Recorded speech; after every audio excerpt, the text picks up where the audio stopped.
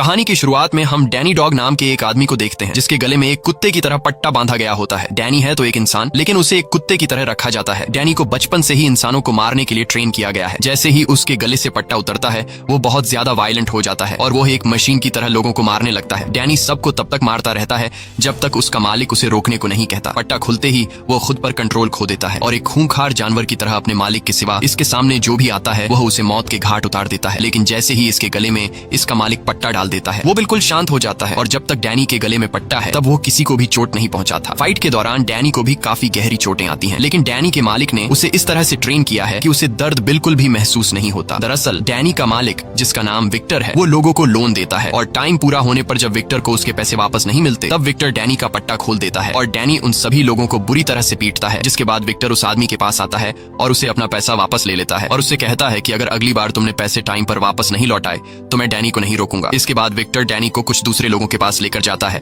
जिनसे विक्टर को पैसे लेने थे और जब वो लोग विक्टर का पैसा देने से इनकार करते हैं तो विक्टर डैनी के गले से पट्टा खोल देता है और यहाँ भी डैनी पूरी तरह से पागल होकर उन लोगों को पीटता है और विक्टर को उसका पैसा वापस दिला देता है। लेकिन डैनी विक्टर का इतना मुश्किल काम आसान करने के बावजूद भी विक्टर डैनी को बिल्कुल भी रिस्पेक्ट नहीं देता। वो डैनी को एक कुत्ते की तरह रखता है और हमेशा डैनी को एक कुत्ता समझकर डांटता रहता है। यहाँ तक कि डैनी को सोने के लिए रूम नहीं बल्कि उसे एक कुत्ते की तरह पिंजरे में बंद कर दिया जाता है। एक दिन फाइट करने के बाद जब डैनी वापस लौटा तो विक्टर का एक आदमी देखता है कि डैनी के सर से बहुत खून बह रहा था। तब वह आदमी अपने बॉस से कहता है डैनी को चोट लगी है, लेकिन विक्टर डैनी के जख्मों पर मरहम लगाने के बजाय कहता है कि इसे पट्टी दो और ये खुद ही अपने सर पर पट्टी लगा लेगा। लेकिन डैनी का दिमाग बिल्कुल बच्चों की तरह है और इस बेचारे को पता ही नहीं कि पट्टी को किस तरह से लगाया जाता है, क्योंकि उसने बाहर की दुनिया देखी ही नहीं और इसकी बचपन से लेकर अब तक की जिंदगी इसी पिंजरे में गुजर चुकी है। यहाँ वो पूरी तरह से अकेला रहता है, इसके साथ बात करने को कोई भी नहीं होता। रात को डैनी को अपने पिंजरे में एक किताब मिलती है जिसमें ABCD लिखी हुई होती है। वो एक एक पेज पलटकर उसमें बनी ड्राइंग देखने लगता है और तभी उसे एक पेज पर पियानो का ड्राइंग दिखता है। पियानो को देखकर वह उस ड्राइंग पर हाथ फेरने लगता है जैसे उसका पियानो से कोई पुराना रिश्ता हो। तभी विक्टर एक लड़की को लेकर आता है और विक्टर उस लड़की के साथ इंटीमेट होने ही वाला होता है कि तभी वह लड़की नीचे पिंजरे में डैनी को देख लेती है। डैनी को देखकर वह लड़की चिल्लाते हुए वहां से चली जाती है। इस तरह से विक्टर के पैसे और रात दोनों बर्बाद हो जाते हैं और वह गुस्से में डैनी को गालियां देने लगता है। लेकिन अब डैनी पर विक्टर की बातों का ज्यादा असर नहीं होता क्योंकि उसे अच्छा बुरा कुछ महसूस नहीं होता था। अगले दिन विक्टर डैनी को फिर से काम पर लेकर जाता है। इस बार उसे एक बॉक्सिंग ओनर से पैसा वसूलना था। बॉक्सिंग क्लब के ओनर विक्टर के सामने एक बहुत ही बड़े पहलवान को लाता है। ओनर को लगा कि इस पहलवान को देखकर विक्टर डर के यहाँ से भाग जाएगा, लेकिन जब डैनी ने बॉक्सिंग क्लब के ओनर के कुछ लोगों को उठा कर पटक दिया तब वह पहलवान भी पीछे हट गया और उसने डैनी के साथ लड़ने से इनकार कर दिया। वह पहलवान बॉक्सिंग क्लब के ओनर से कहता है कि बॉस इसे पैसा दे दो वरना डैनी हम सभी को बहुत मारेगा। इसके बाद विक्टर डैनी को लेकर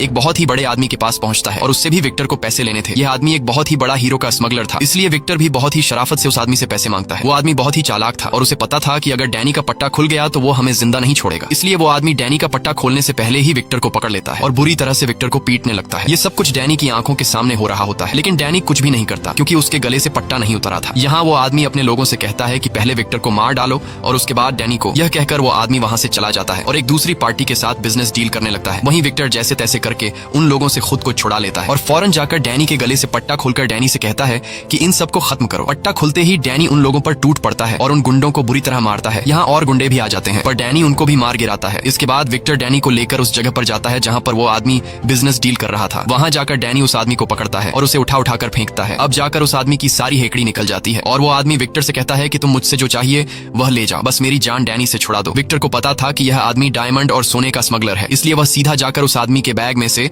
सारा का सारा सोना और हीरा उठा लेता है। यहाँ हम टॉम नाम के एक आदमी को देखते हैं जो इलीगल फाइट्स करवाता था और वह डैनी के फाइटिंग स्किल्स को देखकर उससे काफी इंप्रेस हो जाता है। वही विक्टर को उस आदमी से पैसों के बदले में सोना और हीरा मिल चुका था, लेकिन फिर भी वह डैनी पर काफी गुस्सा होता है क्योंकि अंदर विक्टर गुंडों से मार खा रहा था और डैनी उसे बिना कुछ किए देख रहा था। इसलिए विक्टर के आदमी डैनी को लात मारकर गाड़ी में बिठा देते हैं और सीधा अपने अड्डे पर पहुंचते हैं और वहां विक्टर अपने आदमियों से कहता है कि इसके सामने वो लोग मुझे पीट रहे थे, लेकिन ये वहीं पर खड़ा होकर मेरी पिटाई देख रहा था। विक्टर डैनी से कहता है कि तुम कभी भी नहीं सुधरोगे और जानवर ही रहोगे। बेचारा डैनी चुपचाप विक्टर की बातें सुन रहा था। इस तरह से दिन गुजरते हैं और विक्टर सजा के तौर पर कुछ दिनों के लिए डैनी पर खाना पीना बंद कर देता है। डैनी बेचारा भूखा प्यासा पिंजरे में बंद रहता है। कुछ दिनों बाद विक्टर डैनी को पिंजरे से बाहर निकालता है क्योंकि आज विक्टर को एक आदमी से पैसे वसूलने थे, लेकिन विक्टर अब डर चुका था कि डैनी फिर से कोई गलती न कर दे। इसलिए विक्टर डैनी को पहले उस जगह पर ले जाता है और वहां जाकर वह डैनी को समझाता है कि मैं पहले अंदर जाऊंगा और उन लोगों से अपने पैसे वापस मांगूंगा। अगर उन्होंने मुझे पैसे नहीं दिए तो मैं रिमोट का बटन दबा दूंगा जिससे यह लाल बत्ती जल जाएगी और बत्ती जलते ही तुम्हें सीधा अंदर आकर उन लोगों पर हमला कर देना है। और यह सारी बातें विक्टर बार बार डैनी के सामने रिपीट करता है ताकि डैनी के दिमाग में यह बैठ जाए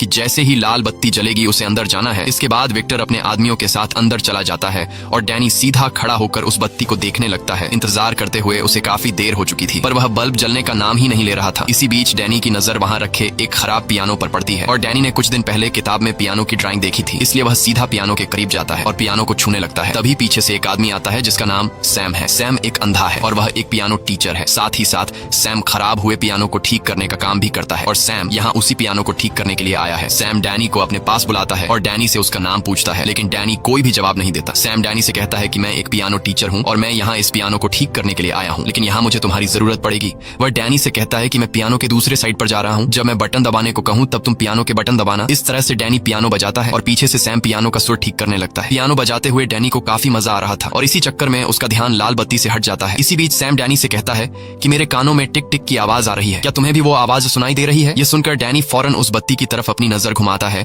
और देखता है कि वह लाल बत्ती जल बुझ रही है। यह देखकर डैनी दौड़ते हुए सीधा विक्टर के पास पहुंचता है, लेकिन अब काफी देर हो चुकी थी। गुंडों ने विक्टर को पीट पीट कर उसका बुरा हाल कर दिया था। विक्टर अब डैनी पर काफी ज्यादा गुस्सा होता है क्योंकि वह पिछले आधे घंटे से लाल बत्ती जला रहा था। अब डैनी को सजा देने के लिए विक्टर उसे अपने अड्डे पर ले आता है और डैनी को पिंजरे में डालकर विक्टर सोचता है कि डैनी को कौन सी सजा दी जाए।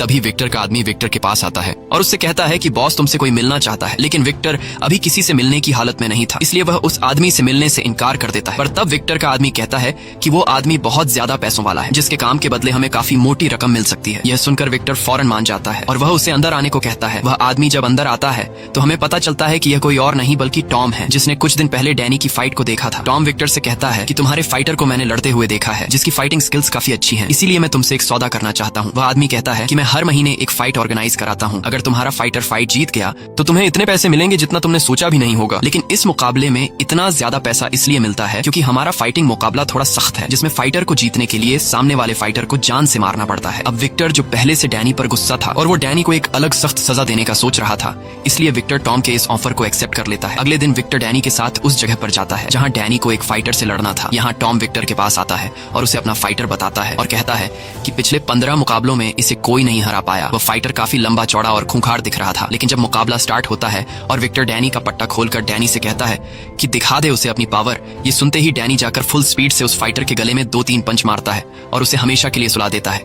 ये देखकर सभी लोगों के गले में सांसें अटक जाती हैं और टॉम नाम का वह आदमी जो यहाँ का ऑर्गेनाइजर था, उसे कुछ समझ ही नहीं आता कि फाइट शुरू होने से पहले ही खत्म हो गई। अब वादे के मुताबिक विक्टर को उसके पैसे मिल जाते हैं, जिन्हें पाकर उसकी खुशी का ठिकाना नहीं रहता क्योंकि यह उसके पूरे साल भर की कमाई थी और उसे अब काम करने की जरूरत नहीं थी। वह कहता है कि अब मैं हमेशा यही फाइट डैनी से करवाऊंगा और ढेर सारा पैसा कमाऊंगा। आज वह बहुत ज्यादा खुश होता है, इसलिए वह डैनी से कहता है कि बता डैनी तुझे क्या चाहिए। डैनी थोड़ी देर चुप रहता है, पर फिर वह बोलता है कि मुझे एक पियानो चाहिए। यह सुनकर विक्टर उसका मजाक उड़ाते हुए कहता है कि पियानो का क्या करेगा, चल आज मैं तुझे एक अच्छे से रेस्टोरेंट में खाना खिलाता हूँ और एक लड़की से तुझे मिलवाता हूँ, क्योंकि तू कभी भी किसी लड़की के साथ नहीं गया। लेकिन डैनी कहता है नहीं, मुझे सिर्फ पियानो ही चाहिए। अब उनकी बातें चल ही रही होती हैं कि तभी एक ट्रक आकर उनकी गाड़ी से जोर से टकराता है, जिससे उनकी कार पलट जाती है। इसके बाद कुछ लोग हथियार लेकर कार से बाहर निकलते हैं और उन पर गोलियों की बारिश कर देते हैं। ये सभी लोग उस गोल्ड स्मगलर के लोग होते हैं जिसे कुछ दिन पहले डैनी ने पीटा था। इस हमले में सभी मारे जाते हैं सिवाय डैनी के, जो उन लोगों से बचकर भाग जाता है और सीधा पहुंचता है उस जगह पर जहां पहले उसकी मुलाकात सैम से हुई थी। सैम वहीं बैठा पियानो ठीक कर रहा था और वह आहट सुनकर समझ जाता है कि यह डैनी है। डैनी बुरी तरह से घायल था और ज्यादा खून बहने की वजह से वह वहीं पर बेहोश हो जाता है।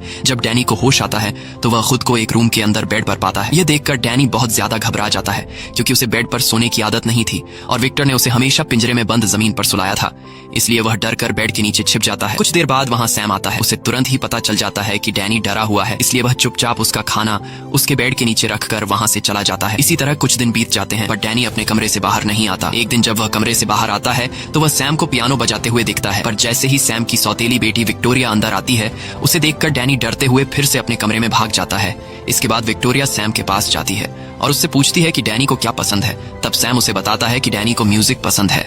यह सुनकर विक्टोरिया जल्दी से एक पियानो उठाकर सीधा डैनी के रूम में जाती है। तब डैनी बेड के नीचे छिपा होता है। विक्टोरिया उसे वो पियानो देकर चली जाती है। कुछ देर बाद जब सैम और विक्टोरिया डिनर कर रहे होते हैं तब डैनी खुद पियानो लेकर बाहर आता है। सैम डैनी से कहता है कि आओ हमारे साथ बैठो। और सैम डैनी को खाना देता है, लेकिन सैम खाने को बहुत ही अजीब तरीके से खाने लगता है, जैसे कोई इंसान नहीं बल्कि कुत्ता खा रहा हो। यह देखकर विक्टोरिया समझ जाती है कि डैनी को खाने का तरीका नहीं आता, इसलिए डैनी उसे चम्मच से खाना सिखाती है। फिर भी डैनी बच्चों की तरह हरकतें करता है और वह सारा का सारा सूप एक ही सांस में पी जाता है। यह देखकर विक्टोरिया और सैम डैनी पर हंसते हैं। डैनी को कुछ समझ नहीं आ रहा होता कि यह दोनों क्यों हंस रहे हैं, इसलिए डैनी भी उनके साथ जोर जोर से हंसने लगता है। खाना खाने के बाद जब डैनी अपने रूम में सोने के लिए जाता है, तब वहां उसके पास सैम आता है और सैम उसके गले से पट्टा निकालने की कोशिश करता है, लेकिन जैसे ही सैम उसके गले की तरफ हाथ बढ़ाता है, तब डैनी तुरंत सैम का हाथ रोक लेता है, क्योंकि उसे पता था कि पट्टा निकलते ही वह बेकाबू हो सकता है और कहीं गलती से वह सैम को नुकसान न पहुंचा दे। तब सैम भी उसे ज्यादा फोर्स नहीं करता और कहता है कि जब तुम्हारा मन हो तब तुम अपने गले से पट्टा उतार लेना। अगले दिन सैम डैनी को मार्केट लेकर जाता है ताकि डैनी सीख सके कि लोगों के साथ कैसे घुल मिलकर रहा जाता है। सैम उसे मार्केट में सामान खरीदना सिखाता है। सामान खरीदने के बाद जब यह दोनों घर पहुंचते हैं, तब सैम डैनी को खाना पकाना सिखाता है। शाम को सैम डैनी से कहता है कि विक्टोरिया की अब कॉलेज से छुट्टी हो गई होगी, इसलिए तुम जाओ और विक्टोरिया को घर लेकर आओ। इसके बाद डैनी सीधे विक्टोरिया के पास जाता है। रास्ते में विक्टोरिया डैनी को आइसक्रीम खिलाती है और विक्टोरिया उसे सिनेमा में मूवीज देखने ले जाती है और साथ ही साथ विक्टोरिया उसे पियानो बजाना सिखाती है। सैम अपनी जिंदगी से काफी खुश था और अब वह लोगों के साथ घुल मिल रहा था। घर आकर रात को डैनी अलमारी में विक्टोरिया और उसके पेरेंट्स की फोटो देखता है। ये देखकर उसे पता चलता है कि विक्टोरिया सैम की सौतेली बेटी है। पूछने पर सैम उसे बताता है कि विक्टोरिया के पिता की एक कार एक्सीडेंट में मौत हो गई थी और विक्टोरिया का पिता मेरा अच्छा दोस्त था, इसीलिए उसके जाने के बाद विक्टोरिया की माँ और मैंने शादी कर ली। सब कुछ अच्छा चल रहा था, पर 1 साल बाद हमारा भी एक्सीडेंट हो गया, जिसमें विक्टोरिया की माँ की मौत हो गई और मेरी आंखों की रोशनी चली गई। ये सुनकर डैनी को सैम और विक्टोरिया के लिए काफी बुरा लगता है।